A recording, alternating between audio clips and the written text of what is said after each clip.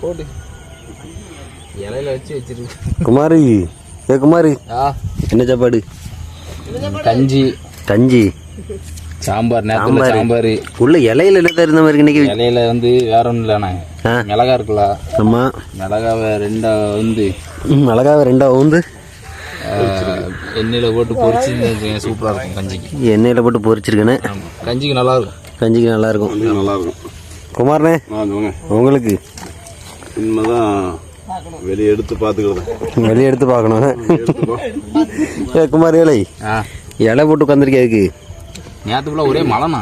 மழை அதான் கீழே உட்கார முடியாதுல, சததான் இருக்கும்ல. ஆமாம் ஆமாம். அதனால தான் கொஞ்சம் ஒரு 2 இலை இருந்துச்சு. சரி சரி. நாங்கள் அழிக்கிற இடமும் ஃபுல்லாக இலை தான். இலை தான்.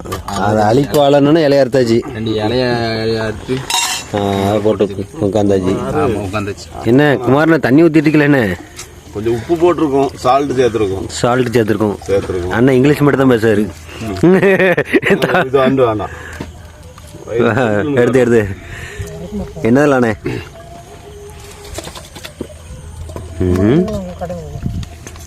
என்ன குழம்பு? நல்லா இடிச்சு போட்ட குழம்புங்க. இடிச்சு போட்ட காய்கறியும் எல்லா காய்கறியும் போட்டு குழம்பு. இது என்ன துவையல்? பொங்க குழம்பு. அது இது துவையல் என்ன துவையல்? துவையல் அதே பிரண்டை துவையல். இன்னைக்கு அரசகுமார் உனக்கு கஞ்சி சாம்பார். குமார்னா கொடுத்த பிரண்டை துவையல்னு